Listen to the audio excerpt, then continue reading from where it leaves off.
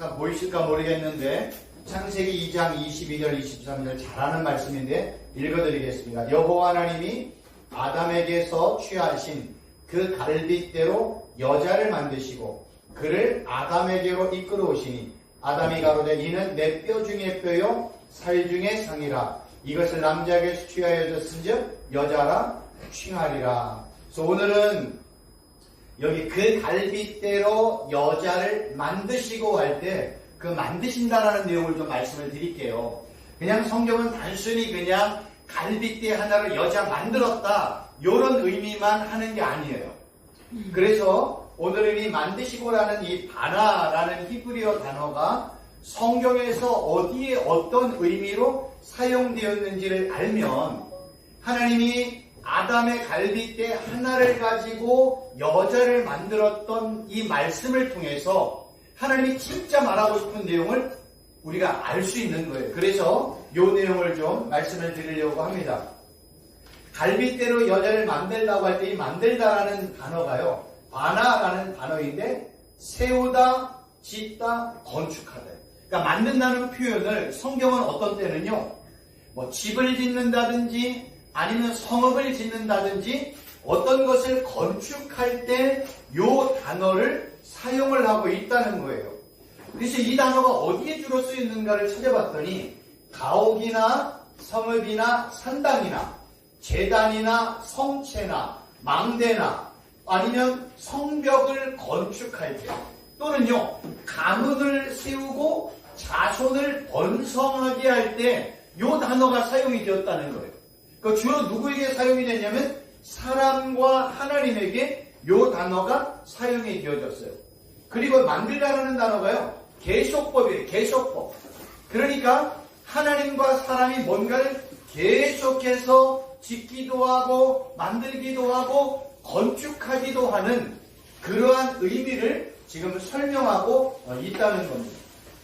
그러니까 결국 성경은 사람이나 하나님이나 뭔가를 계속해서 건축하고 있음을 이 바나라는 이 만드시고라는 단어를 통해서 설명을 하고 있다는 거예요. 그러면 성경에는요 어떤 때는 하나님을 건축자로 표현을 해요. 성경을 보면. 근데 사람도 건축자로 설명을 하고 있다는 거예요. 그러니까 성경은 하나님과 사람이 뭔가를 계속해서 짓고 있는 건축자의 의미로 설명을 하고 있다는 거예요. 먼저 사람과 연관되어져 설명을 드린다면 성경은요 창세기 11장을 보면 우리가 잘 아는 뭐가 나와 있어요? 바벨탑 사건이 나와요. 이게 꼭 바벨탑이 이렇다는 건 아니에요. 인터넷에 찾아봤더니 뭐 이런 게 있어서 하나 올려온 겁니다. 성경에는 사람을 건축자로 설명을 하면서 창세기 11장에 바벨탑 건설 사건을 기록을 하고 있다는 거예요. 심지어는요, 사람들은요, 하나님과 관계없이 자신이 원하는 왕국을 건설하거나 집이나 심지어는요, 자기가 제사를 드리는 산당까지 건축을 했다는 거예요. 그런데 성경은요, 하나님 없이 하는 이러한 모든 건축 행위를 불의하다, 죄라고 증거를 하고 있다는 거예요. 그러니까 성경은요, 왜 하나님 없이 어떠한 건물을 짓고 산당을 짓고 집을 짓고 성체를 짓는 거를 하나님이 없이 하는 거를 죄라고 얘기하고 왜 불의하다고 얘기했을까? 그건 다른 게 아니라요. 하나님 없이 뭔가를 짓는 사람들의 마음에는 어떤 마음이 있냐면 나는 하나님의 도움 없이도 하나님의 은혜와 축복 없이도 나는 내 스스로 수고하고 노력해서 나의 왕국을 세우고 나의 집도 세울 수 있고 나의 산당이나 심지어 나의 바벨탑도 지을 수 있다는 마음을 가지고 하는 그러한 모습을 성경은 뭐라고 해? 그게 죄야. 그거는 불의한 거야. 라고 이야기하는 거예요. 왜 그럴까요? 하나님 없이 하는 모든 사람들의 마음에는 뭐가 있어요? 교만, 오만, 심지어는 그거를 탐심이라고 말하고 있는 거예요.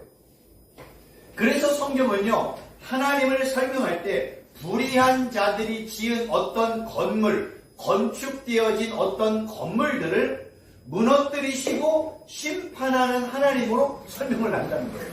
성경은 그러니까 불의한 자들이 뭔가를 지었어. 그래. 그럼 이러는 거예요. 그래. 하나님 도움 없이 한번 너의 가정을 한번 세워봐. 너의 왕국을 한번 세워봐. 산당을 한번 지어봐. 내가 그거 당장 무너뜨릴 거야. 라는 의미가 있다는 거예요. 그러면 모든 건물이나 왕국이나 성체나 집이나 어떠한 것이든지 다 하나님의 허락하에, 하나님의 도움과 은혜 안에, 하나님의 축복 가운데 지어나가라는 것을 설명하고 있다는 거예요. 그래서 이제 또 하나 우리가 봐야 될 게 뭐냐면 하나님을 건축자라고 설명해요. 첫 번째는 누가요? 사람이 건축자예요. 그러니까 하나님 없이 또 뭔가를 지어. 그래, 그거 내가 다 무너뜨릴 거야. 하나님이 그러신다는 거예요. 그러면 하나님을 건축자로 설명을 드리면 성경은 이 첫 번째 건축자의 의미를 뭐예요? 아담의 갈비뼈 하나를 취해서 여자를 짓고 만드는 걸 마치 뭐예요? 건축하는 것처럼 설명을 한다는 거예요. 그리고 이 만화라는 단어가 또 어디 쓰였냐면 아모스 9장 6절에 보니까 그의 궁전을 하늘에 세우시며 그의 궁창의 기초를 땅에 두시며 이런 식으로 하늘은 뭐야? 하나님이 하늘의 궁전을 세우시는 분, 땅의 기초를 하나님이 세우시고 건축하시는 하나님으로 성경은 이렇게 증거하고 있다는 거예요.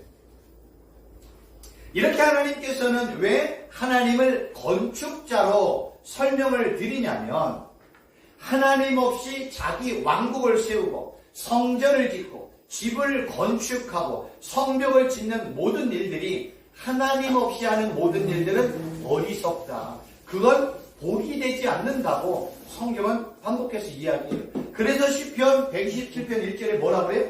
여호와께서 이 단어, 이 문장이 나오는 거예요. 여호와께서 집을 세우지 아니하시면 세우는 자의 수고가 헛되다. 여호와께서 성을 지켜주지 아니하시면 파수꾼에 깨어있음이 헛되다. 그러니까 우리 가정, 우리가 목회하는 목회지, 이러한 모든 것들이 다 하나님의 축복, 하나님의 은혜, 하나님의 허락하에 집이 세워지고 교회도 세워지고 산당도 세워지고 왕국도 세워질 때 거기에 하나님의 축복과 은혜가 임한다는 거예요. 그래서 성경은요, 어떤 집, 어떤 성읍, 어떤 왕국, 성벽, 성정들이 무너지고 아니면 축복 가운데 세워지는 기준은 다른 게 아니에요. 그 집을 짓고 그 성전을 짓고 그 건물을 짓는 그 사람들의 마음속에 하나님의 말씀에 순종하며 살았느냐 그렇지 않느냐에 따라서 집이 하나님의 은혜로 든든하게 서가기도 하고 아니면 그 집과 왕국이 무너지기도 한다. 그 기준은 다른 게 아니에요. 하나님의 은혜와 축복 가운데 세워졌느냐, 하나님의 축복 없이 세워졌느냐, 요 얘기를 하는 거예요. 성경 얘기는 다 그 얘기예요. 구약이나 신약은 다 그 얘기예요. 구약은 뭐예요? 하나님의 은혜, 하나님의 말씀에 순종해서 하나님 경외해서 하나님만 예배해서 그럼 축복. 그거 없어 저주와 심판. 신약은 뭐예요? 예수님 믿었어? 예수님 의지해? 예수님만 바라봐? 예수님의 이름을 열심히 부르면서 예수님께 영광 돌려? 그건 축복. 그러지 않으면 하나님의 저주와 심판이 임한다. 성경은 그래요. 하나님과 예수님이 있느냐 없느냐, 하나님과 예수님의 말씀에 순종했느냐 아니했느냐, 하나님과 예수님을 믿느냐 안 믿느냐에 따라서 이러한 모든 것들이 세워지기도 하고 무너지기도 한다는 거예요. 그래서 성경은 그 얘기하는 거예요. 하나님의 은혜와 축복 가운데 나의 가정도 세워지고 내가 하는 목회 사역지도 하나님의 은혜로 세워지고 왕국, 건축, 성벽, 어떠한 모든 것들이 하나님의 은혜와 축복 가운데 이루어져야 됨을 이렇게 성경은 건축자로 하나님과 사람을 통해서 우리에게 말씀하고 있다는 겁니다. 그래서 이러한 내용들이 이렇게 되어지는 거예요. 성경은 또 하나님뿐만 아니라 누구를요? 예수 그리스도와 성령 하나님을 뭘로 표현해요? 건축자로 표현한다는 거예요. 성경은요, 하나님, 예수님, 성령 하나님, 삼위일체 하나님을 전부 다 뭘로 표현해요?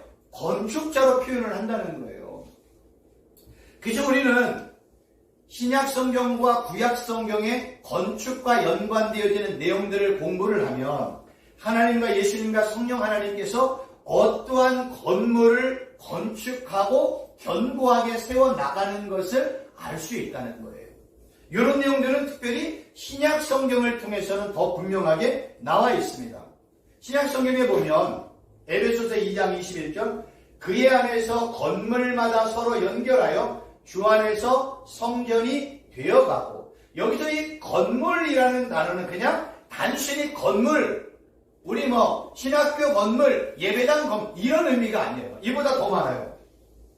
이 건물이라는 단어는 오이코도메라는 단어를 쓰는데요. 지음, 세움, 쌓아올림, 심지어는 건축 행위 및 건축의 과정, 건축물 이러한 모든 것들을 통칭하여 표현하는 단어가 오이코도메라는 단어예요. 그거를 우리는 이제 에베소서에서는 건물이라는 단어로 사용을 했는데, 이 오이코도메라는 단어가 어디 쓰였는가 봤더니 구약 성경에서는요 예루살렘 성전을 설명해요. 신약 성경에서도요 예루살렘 성전을 또 설명을 하네. 또 바울 서신을 봤더니 성도들을 뭐라고 해요? 하나님의 집이라고 얘기를 하네. 또 복음서를 봤더니 예수님을 뭐라고 그래? 예수님이 내가 성전이다. 너희들이 40년 동안에 지어서 허물어봐. 내가 3일 만에 이렇게 예수님 자신을 설명을 하는 거예요. 심지어는요 마지막 새하늘과 새 땅에서 완성되어질 성전을 성경은 이러한 내용들을 통해서 우리에게 설명하고 있다는 거예요. 이러한 내용을 통해서 우리가 깨달아야 될 것이 세 가지가 있는데, 첫 번째는 다른 게 아니에요. 우리는요 하나님의 집과 하나님의 성전과 예수 그리스도의 몸된 교회에 예수님과 성령 하나님과의 동역자는 되어질 수는 있지만, 우리는 절대 하나님의 집과 하나님의 성전과 예수님의 몸된 교회의 주인은 될 수 없다는 거예요. 성전과 교회의 주인은 누구예요? 하나님 아버지 예수 그리스도만이 성전과 교회의 주인이 될 수 있다는 거예요. 두 번째는 다른 게 아니라 하나님의 성전과 교회의 대표와 주인은 하나님과 예수님이기 때문에 하나님의 성전, 예수님의 몸된 교회는 오직 하나님의 뜻과 예수님의 뜻 가운데 세워지고 움직여야 된다는 거예요. 그러면 성경이 말하는 교회는 누구를 얘기해요? 건물을 얘기해? 건물 얘기하지 않아요. 성경이 말하는 교회는 누구예요? 예수 그리스도와 연합된 성도들, 지체들, 무리들을 이야기를 하는 거예요. 그럼 누가 교회예요? 우리가 교회예요. 우리가. 그럼 우리는 누구의 뜻대로? 하나님의 뜻과 예수 그리스도의 뜻대로 세워지고 움직이고 어떤 일들을 감당해야 된다는 거예요. 성전도 누구예요? 우리가 성전이라고 그랬잖아요. 바울이 그러잖아요. 성령 하나님이 거룩한 영이 우리 안에 들어오는 순간 우리는 뭐가 됐다? 하나님의 성전 또는 하나님의 나라가 되었다고 얘기하잖아요. 똑같은 표현을 바울은 뭐라고 해요? 예수 그리스도는 교회의 머리요 교회 몸이신데 그 머리와 몸인 예수 그리스도에 우리는 연합된 지체라고 얘기하잖아요. 그래서 우리가 예수님과 연합되는 순간 우리는 어떻게 돼요? 교회가 되어지는 거예요. 예수님은 교회의 머리이고 교회의 머리이신 예수님과 연합되는 순간 우리는 뭐가 돼요? 교회가 되는 거예요.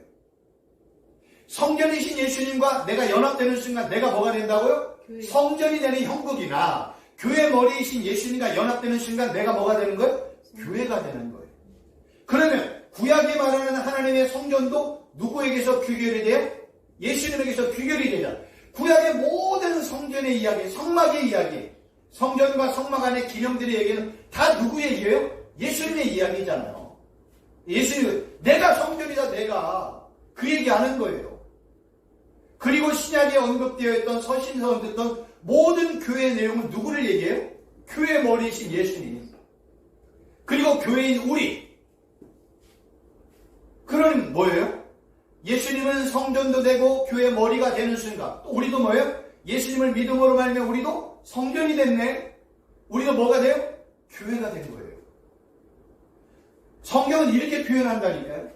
예수님은 하나님의 맏아들이잖아요. 그 하나님의 맏아들을 믿는 우리들은 뭐가 되는 거예요? 하나님의 아들들이 되는 거예요. 성경이 그렇게 얘기하잖아요. 바울이 예수님은 참빛이야. 그럼 참빛을 믿는 우리들은 뭐예요? 빛의 아들들이 된다니까요. 성경이 그런 식으로 설명을 하는 거예요. 성전이신 예수님을 믿는 순간 우리는 뭐예요? 우리도 성전이 되는 거예요. 교회 머리이신 예수님과 연합되는 순간 우리가 뭐가 되는 거예요? 우리도 교회가 되는 거예요. 그러면 하나님의 성전과 교회는 뭐 해야 돼요? 교회의 머리와 주인이신 하나님과 예수님의 뜻에 순종하며 살아야 된다는 거예요. 이게 핵심인 거예요. 그러니까 우리는 하나님의 말씀과 예수님의 말씀에 온전히 순종하며 사는 것을 원하는 거예요. 이거를 구약의 역사를 통해서 보여주었잖아요. 이스라엘 백성들의 모든 일들은 뭐예요? 하나님의 허락이냐, 하나님의 축복이냐, 하나님의 말씀에 순종했냐, 이게 핵심이에요. 다른 모든 거는 다 부차적이에요. 하나님 경외해서 그건 복이야. 하나님 말씀 순종해서 그건 축복이야. 내가 너 축복해줄게. 하나님만 예배, 내가 축복해줄게. 이거예요. 그래서 교회 또 성전은 모두 다 하나님과 예수 그리스도의 뜻대로, 주인의 뜻대로, 왕의 뜻대로 세워지고 움직여지고 만들어져야 된다는, 이게 두 번째. 세 번째는요, 우리 성도들이 하나님이 기뻐하는 성전으로 계속해서 세워지고 예수 그리스도와 연합된 교회로 계속해서 온전하게 세워지려면 조건이 딱 하나 있어요. 교회의 머리이신 예수님과 뭐예요? 연합되고 상합되고 연결되어 있어야 돼요. 그래서 에베소서 우리가 요 다음에는 뭐예요? 교회 머리이신 예수님과 연합되고 상합되는 거예요. 그거를 제가 반복해서 설명한 게 뭐예요? 연합, 일치, 하나, 한몸, 부부라는 단어로 설명을 드렸던 거예요.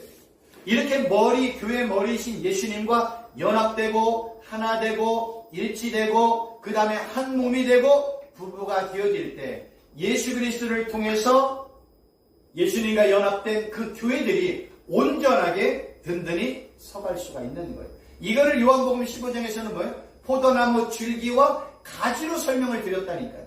그러니까 가지는 줄기에 붙어 있어야 돼. 연합되어야 돼. 하나가 돼. 일치가 돼. 한 몸이 되어야 돼. 그래 가지가 성장하고 열매를 맺을 수 있는 거예요.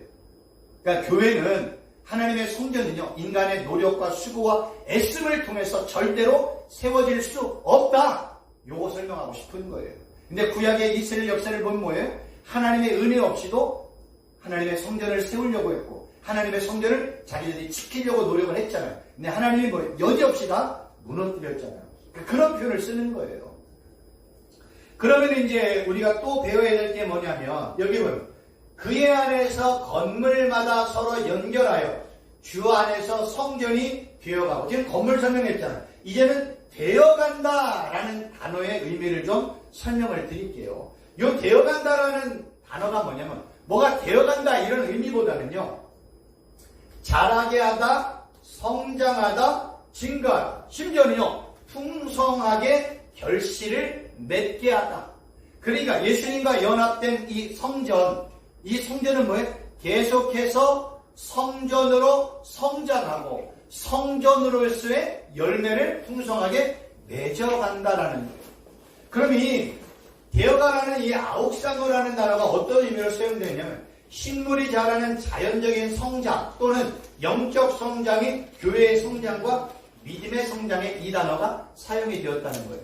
그리고 이 단어가 현재 능동태에 그럼 뭐예요? 지속적으로 성장하고 열매를 맺어가고 있다는 거예요.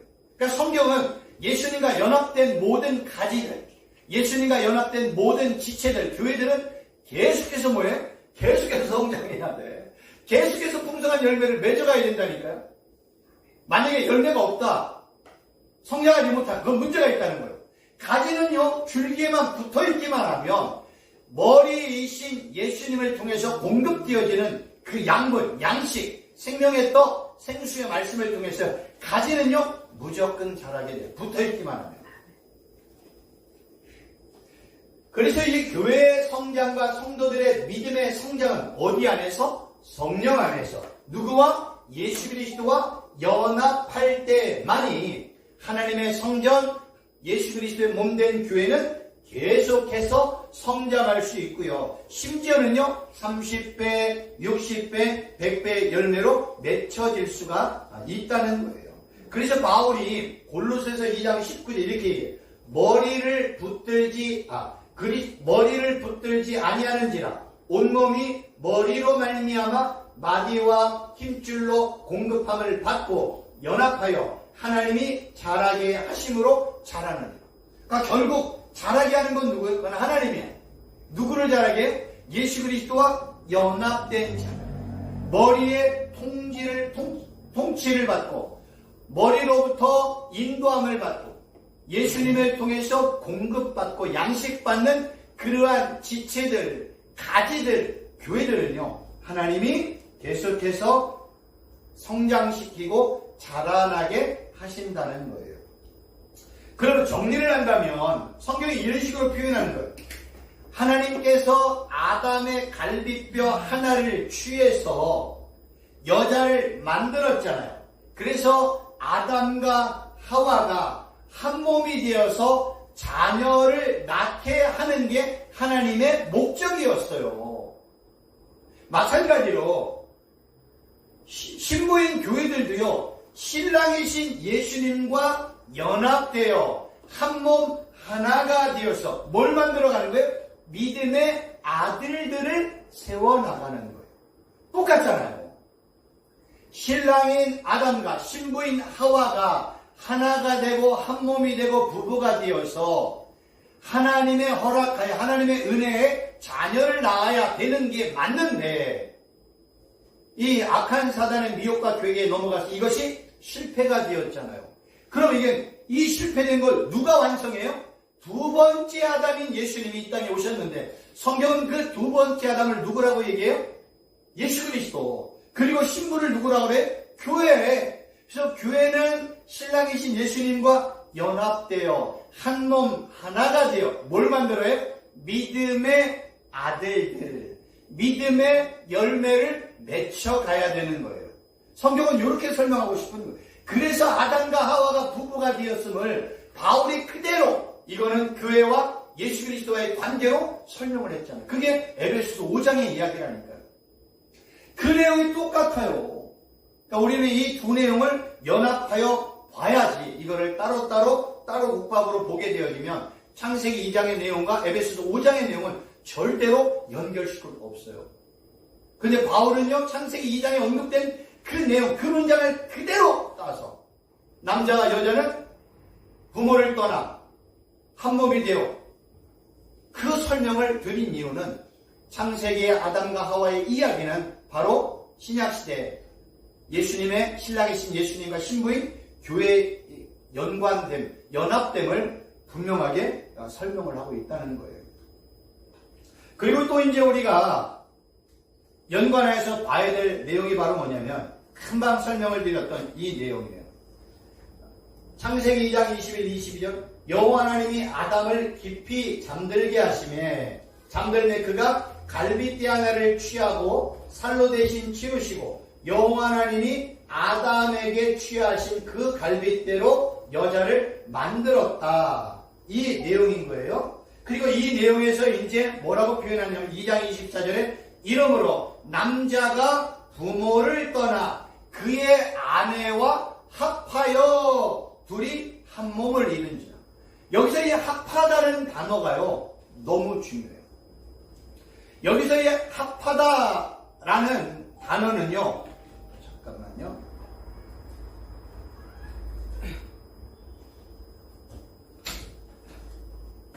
여기서 이 합하다라는 단어는요, 다바크라는 단어를 쓰는데요. 그냥 우리는 뭔가 합했다 이런 의미보다는 굳게 결합하여 밀착하다, 충실히 대하다, 접근하다, 함께 머무르다. 히브리어 단어에 이런 의미가 있다니까. 그냥 우리는 야 둘이 그냥 한 몸이 합했어 이런 게 아니라 뭐예요? 함께 머무르다, 굳게 밀착하다, 충실히 대하다 이런 의미로 사용이 되었다는 거예요. 그럼 이 단어가 어디에 쓰였는가를 봤더니 몸의 지체와 지체들이 서로 굳게 밀착되어 있다는 뜻이에요. 예를 들면 뭐냐면 제 피부가 있잖아요. 이 피부와 살이 뭐와 지금 밀착되어 있어요? 뼈와 밀착되어 있잖아요. 성경은요, 이 표현을 어떻게 표현하면 악어의 몸과 살에 뭐가 밀착되어 있어요? 비닐이 밀착되어 있다는 거예요. 그래서 성경은 이렇게 합하여 밀착되어 있음을 마치 이거 우리가 끊어낼 수가 없잖아요. 우리의 살과 피부를 뼈와 끊어낼 수 없잖아요. 뭐 이렇게 해가지고 우리가 이제 발골할 수는 있죠. 근데 성경은 그런 의미가 아니라 뼈와 살과 피부는 하나야 서로 밀접하게 연합되어 있어. 이 얘기를 하는 거예요.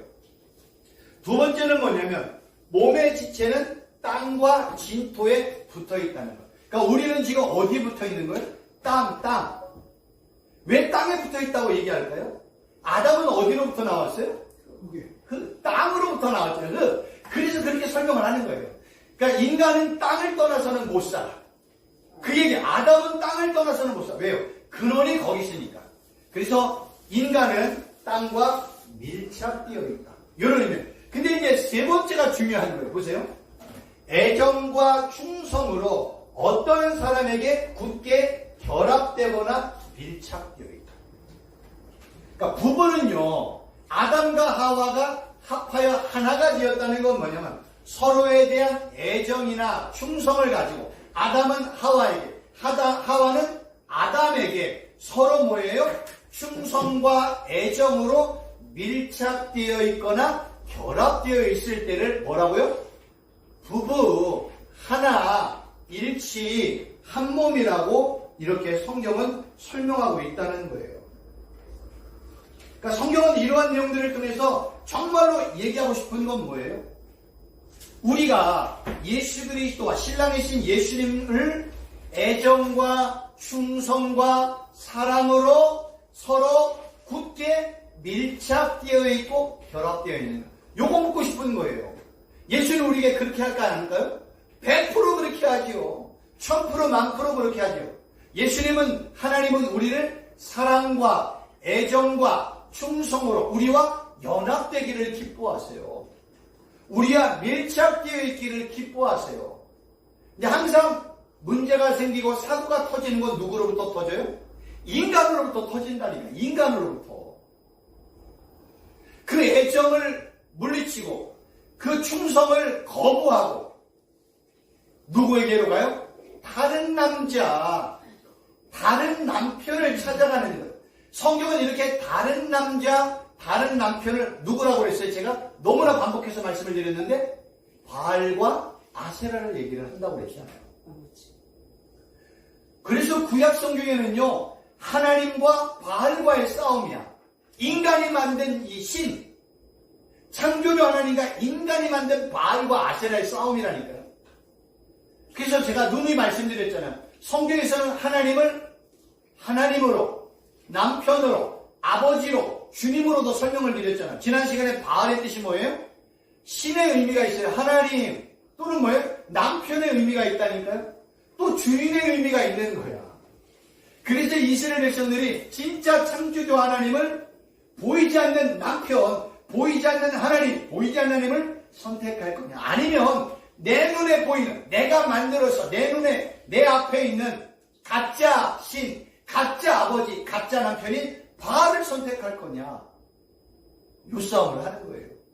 그래서 남자는 여자와 연합하여, 합하여 하나가 된다. 한 몸이 된다. 라고 이야기하는 것은 정말로 아담과 하와는 서로에게 사랑과 애정과 충성을 가지고 서로 연결되듯이 신부인 교회는 신랑이신 예수님과 연합되어 신랑이신 예수님을 사랑하고 애정으로 충성으로 신랑이신 예수님의 말씀에 순종하며 밀착하여 살아갈 때 그때 성경은 뭐라 그래요?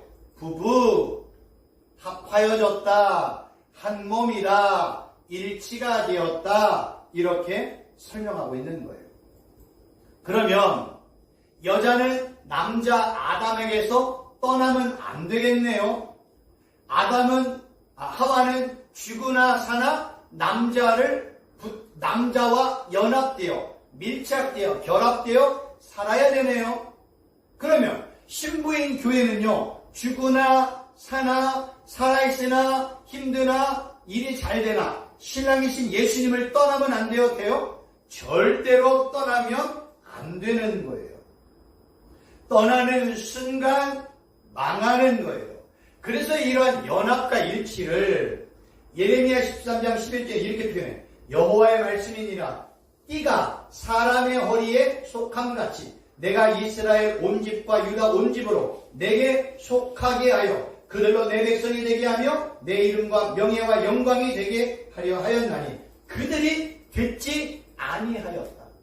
보세요. 우리가 지금 제가 여기 띠를 메고 있잖아요. 혁띠. 이게 뭔가 연합되어 있다는 식으로 표현하는 거예요. 띠가 사람과 이렇게 연합되어 있듯이 이스라엘 백성인 유다와 이스라엘은 누구와 연합되어 있어야 돼요? 하나님과 연합되어 있어야 됨을 설명을 하는 거예요. 그거를 아까 구약의 예를 뭐예요? 악어의 살과 피와 피부는 서로 연결되어 있지 따로 구분되어 있지 않다. 이렇게 설명을 하고 있는 겁니다. 우리가 잘 알고 있는 것처럼 구약의 이스라엘 역사를 보면 신랑인 하나님, 하나님인 하나님, 주인이신 하나님을 뭐예요? 멀리 떠나갔네요. 멀리 떠나갔어요. 그러니까 이스라엘 백성들이 하나님을 떠나는 순간, 남편인 하나님을 떠나는 순간, 이제는 뭐예요? 하나가 아니라 뭐가 되었어요? 둘이 되어진 거예요. 성경은 그렇게 표현하고 있다니까요. 이스라엘 백성들은 하나님에게서 분리가 되었어요. 분리가 된 이스라엘 백성들이 한 건 뭐예요? 이제는 남편에게서 분리가 됐으니까 나는 또 누구와 연합을 해야 되잖아. 그래서 다른 남편, 다른 신, 다른 하나님, 다른 주인이 바알과 연합한 거예요. 그거를 성경은 뭐라고 얘기해? 간음했다, 음행했다라고 설명을 하는 겁니다. 이렇게 이스라엘 백성들이 다른 남편, 다른 신, 다른 주인과 연합하여 회개하고 돌아오지 아니하고 계속 다른 남편, 다른 신, 바알에게 연합되어 있으면 하나님이 뭐 할까요? 음행한 그 나간 고멜과 같은 여자 이스라엘 백성들에게 진짜 남편은 뭘 할까요? 이혼하는 거예요. 이혼하는 거예요. 그래서 결혼과 이혼의 의미를 하나님과 예수님과 하나님과 이스라엘 백성들과 신랑이신 예수님과 신부인 교회의 관계 속에서 결혼과 이혼의 이야기가 이렇게 진행되어지는 것이지 단순히 그냥 우리가 이 땅을 살아가다 마음 안 맞고 갈등이 어려움이 있어서 이혼하고 결혼하고 이러한 얘기하는 게 아니라고 얘기했잖아요. 왜 그럴까요? 성경의 핵심은 누구라고 얘기했어요? 예수님이라고 얘기했잖아요. 성경의 이야기는 예수님의 이야기예요. 하나님의 이야기예요. 그럼 결혼과 이혼도 누구와 연결하여 봐야 돼요? 하나님과 예수님과 연결하여 볼 줄 알아야 돼요. 그냥 단순히 그냥 우리 인간들이 결혼하고 이혼하고 어려움 이런 갈등의 이야기를 성경이 왜 얘기했어요? 성경은 영혼에 관한 책, 생명에 관한 책, 영생을 우리에게 주기 위해서 성경이 기록되어 있는데 그리고 성경의 핵심 주제는 예수님이라고 예수님이 친히 말씀하셨는데 이 땅의 인간들, 기껏해야 100년, 200년도 못 사는 인간에 대한 이야기를 왜 얘기하겠어요? 그런 이야기를 통해서 진짜 말하고 싶은 건 뭐예요? 하나님과 이스라엘 백성들의 관계 이야기, 신앙이신 예수님과 신부인 교회와의 이야기를 성경은 반복해서 다양한 사건들과 환경을 통해서 우리에게 설명하고 있는 거예요. 그럼 이제 정리를 해보면 성경은요 이렇게 연합, 일치, 하나, 한몸, 부부, 심지어는 접붙임, 속한 이러한 단어는 다 하나님과 예수님과 연관하여 설명하고 있다는 거예요. 그래서 진짜 신부들이 진짜 신랑이신 예수님과 연합되면 예수님은 신랑이신 예수님은 그 신부들에게 뭐예요? 축복하고 돌보고 인도하고 그 다음에 빙패물도 주고 그를 어디로 이끌어가는 거예요? 자기 아버지의 집으로 이끌어가는 거예요. 그 아버지의 집이 어디예요? 새하늘과 새 땅인 거예요. 그래서 신랑이신 예수님은 누구만 데리고 아버지 집으로 가요? 자기 신부들만 데리고 새하늘과 새 땅으로 가는 거예요. 그래서 이 땅의 삶이 끊어지고 이 땅의 삶이 마무리가 되어지면 예수님과 연합된 신부들은 새하늘과 새 땅에 가서 뭐예요? 혼인잔치 하는 거예요. 결혼 생활을 하는 거예요. 성경이 그런 식으로 표현해요. 그래서 예루살렘 성전이 마치 뭐예요? 신부가 단장하는 모습으로 설명하는 거야. 왜요? 새하늘과 새 땅에 가서 우리가 해야 될 일은 뭐예요? 결혼잔치 하는 거예요. 혼인잔치하러 가는 거예요. 이러한 내용들을 시제적인 배경을 통해서 성경이 우리에게 반복하여 설명을 하고 있다는 겁니다. 우리가 이 땅을 살아가면서 제일 중요하게 여길 건 뭐면 다른 것 없어요. 우리는 하나님과 예수님 죽으나 사나 연합되어 있어야 돼. 아무리 힘들어도, 아무리 목회가 어려워도, 아무리 진창에 빠져있고 내가 죽을 지경에 처해 있다 할지라도 우리는 뭐예요? 그 위기의 순간에 나의 하나님, 나의 아버지 되시는 하나님, 여호와 하나님 아버지를 부르고 나의 신랑 되신 예수님을 부르짖고 찾으면서 그 위기를 우리는 극복할 수 있어요. 그래서 하나님 아버지가 나를 축복하시고 신랑이신 예수님이 나와 동행하시고 나를 인도해 주시는 거예요. 우리는 바로 그 은혜와 축복 가운데 매일 그 축복을 누리면서 살아가는 겁니다. 그래서 오늘 이렇게 건물 또 되어가고 갈빗대 하나를 가지고 여자를 만드는 이런 내용들을 제가 오늘 설명을 드렸습니다. 오늘 내용에 대해서 혹시 질문사항 있으면?